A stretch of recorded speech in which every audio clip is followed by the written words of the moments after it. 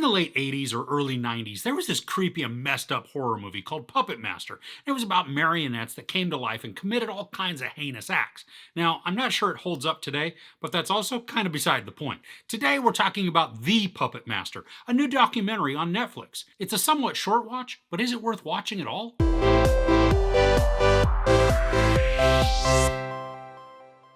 Over the course of a decade, Robert Freegard controlled, conned, and fleeced at least 7 women and 1 man, stealing close to £1 million.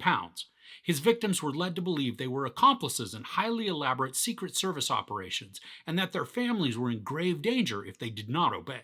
So this is a pretty crazy story told in 3 episodes. The first episode is just about an hour long, the second is less than 30 minutes, and then the final episode is around a 50-ish minute mark. But each then work to tell a pretty concise story. This documentary follows the ultimate conman, who went by many names, but is revealed to be Robert Freegard. He's super persuasive because he's able to convince his marks into following him, staying with him, giving him large amounts of money, and then becoming so loyal that they turn away all family and friends. The doc features interviews from the ex-husband and now adult children of a woman who's been with Freegard for over a decade, forsaking just everyone in her life to pledge allegiance to him.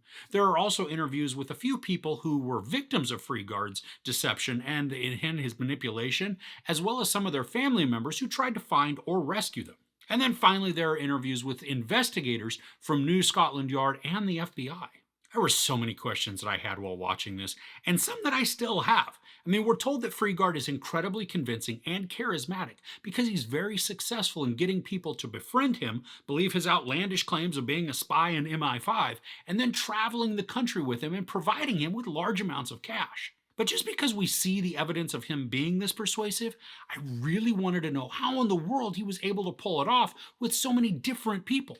His victims aren't dolts or idiots, they're intelligent, educated people, so I just can't wrap my head around how they could fall for such a con. Now, the doc doesn't do as good of a job fleshing this portion out as I would have liked. We get more of the story of what happened rather than how it happened. And for me, some of the timelines were also a bit hard to follow, as we'd watch one victim's storyline play out and then switch to a different one.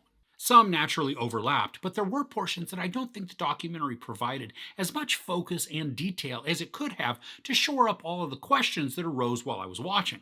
I'm actually quite baffled at one person's story. What they went through seemed way different and even much harsher than the rest of the victims, and yet they still stayed and followed Freegard. It's almost like cult status, but without any of the perceived benefits. I truly hope that they're able to get closure and heal, because it was really a sad story to hear about. That being said, though, there were portions that were very riveting to this documentary. There's one father that they interviewed that was so captivating to watch him work. He basically did his own investigation, and good gravy, this dude was detailed. He tracked the movements through credit card purchases, hid items so that his daughter, who was following Freegard, couldn't find them, and then basically did everything within his power to prevent his daughter from continuing down the path with Freegard. And one of the most frustrating things about this entire case is that all of Freegard's marks followed him freely. I'd argue that they were sort of brainwashed, and then we even see evidence of other types of force. But for the most part, all his victims were willing participants, at least at the outset, which doesn't give the police any ground to investigate. It's a brilliant crime, but it's also super sick and twisted.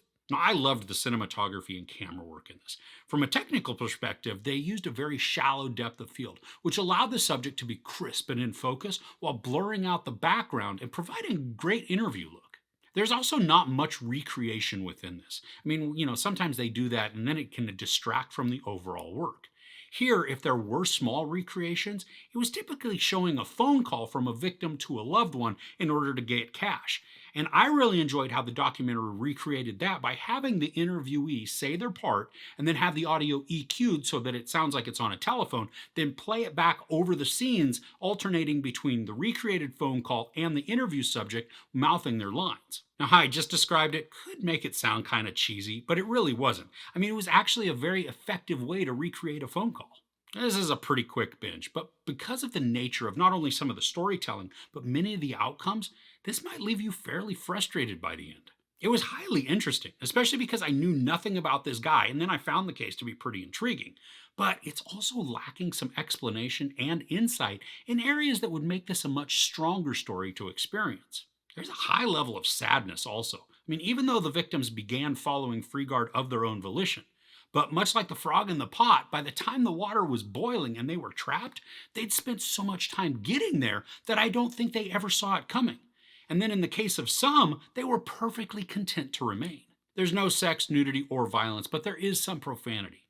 Now, despite the storytelling issues, I do recommend checking out The Puppet Master, Hunting the Ultimate Con Man on Netflix. I'd also love to hear your thoughts about the case if you check this one out. Let me know in the comments below. If you enjoyed this review, please give it a like. Also, don't forget to share and subscribe. I'm Chris. This is Movies and Munchies. Thanks for couching with me.